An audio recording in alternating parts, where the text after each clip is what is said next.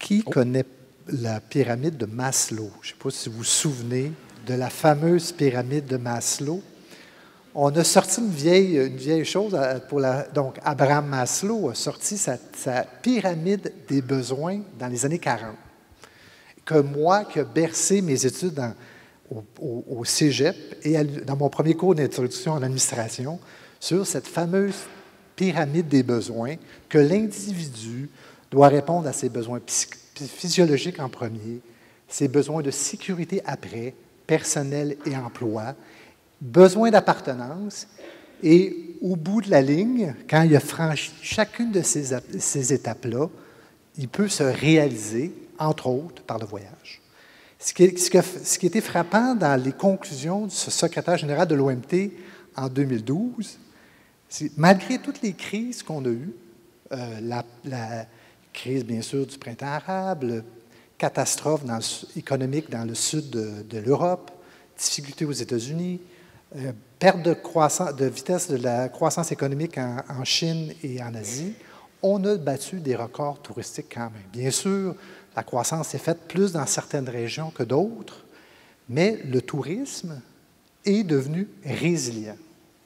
C'est-à-dire que ce qu'on constate, puis pas de chiffres absolus là-dessus, mais en lisant là-dessus, en parlant aux gens, c'est que ce n'est pas vrai qu'on voyage seulement quand tous nos besoins sont, surtout en termes de sécurité, et que tout est lié à cette pyramide où, à la fin seulement, quand on a toute la sécurité est là, on voyage. Le voyage et le tourisme est devenu résilient. On parlait déjà, quand on a fait Tourisme Montréal, nos premières études sur le marché gay des années 90, le tourisme gay, ces gens-là étaient résilients, c'est-à-dire moins sensibles aux problèmes économiques, même aux problèmes sociaux. Ils voyageaient quand même. Ils ne changeaient pas leur destination parce qu'il y avait un peu de trouble dans une destination. Ils étaient très, très résilients. Ce qu'on constate, ce qu'on comprend, c'est que l'ensemble de la population classe moyenne, et plus ceux qui voyagent, sont rendus comme ça. Je dirais que ceux qui sont peu résilients, c'est rendu un créneau. Qu'est-ce que ça change, cette perception-là, que le tourisme descend dans l'échelle de Maslow, c'est-à-dire c'est de plus important pour l'occidental moyen. Ça change, entre autres, la gestion de la crise, de façon importante. J'ai vécu un petit peu au centre de l'œil de la tempête de la crise étudiante, qui est une crise qui n'est pas au même niveau que la crise arabe. Tu peux peut-être parler de cette photo-là. Ça, c'est en Syrie. Vous avez vu peut-être dans les reportages, c'est un touriste japonais, ça a été pris, ça fait 2 semaines. Ce monsieur-là court les fronts, les conflits armés. Ça, c'est en Syrie. Alors, le monsieur, il n'y a pas de veste par balle, il est vraiment allé au front, en Syrie, comme ça, avec son Kodak, son appareil photo. Il prend des photos, il se fait traiter de fou. Il n'y a pas de casque. Il dit que les gens reconnaissent que ce n'est pas le costume ni syrien ni de l'armée de libération et que c'est l'uniforme militaire japonais. Et voilà, il prend des photos. Vous voyez, l'autobus est complètement cramé. Des bombes sont tombées là quelques minutes avant. Et lui, c'est ses vacances. Donc, le besoin de sécurité, visiblement... Disons que c'est un exemple exceptionnel. Quand on parle que le tourisme est résilient, la résilience de toute personne ou toute situation a sa limite. Donc, la sienne est plus... Donc, je reviens à l'exemple de la crise étudiante. J'ai entendu des gens pendant la crise qui disaient, on était dans le cœur de la tempête, juste avant le Grand Prix, Montréal est pris avec une image négative pendant 10 ans.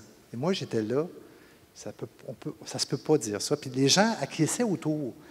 C'est-à-dire que, et d'ailleurs, ce qui s'est passé, c'est que dès que la crise était finie, puis on pourrait prendre d'autres exemples, je pourrais parler du cas de Beyrouth, qui est un cas assez exceptionnel, dès que la crise était finie, 1 mois plus tard, les gens sont revenus exactement à leur habitude, parce que pour des gens pour qui venir à une destination comme Montréal, ou comme New York, ou comme Londres, par hasard, j'étais à Londres, le week-end après les grandes émeutes d'il y a 18 mois, et c'était plein à craquer, parce qu'il y a des gens qui voulaient à Londres.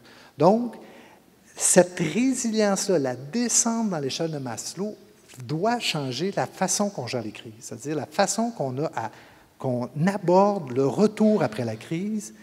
C'est pas vrai que la durée est longue et que je pense que parce que les gens veulent voyager dans ce type de destination-là, ils vont passer par-dessus bien des choses. encore là, il y a une limite à cette résilience-là. Il y a des situations où on n'ira pas en Syrie, c'est sûr. Peut-être qu'on n'ira pas cette année en Israël, on va y retourner l'année prochaine, mais dès, par exemple, qu'Israël va reprendre, à cause de sa richesse, les gens vont retourner.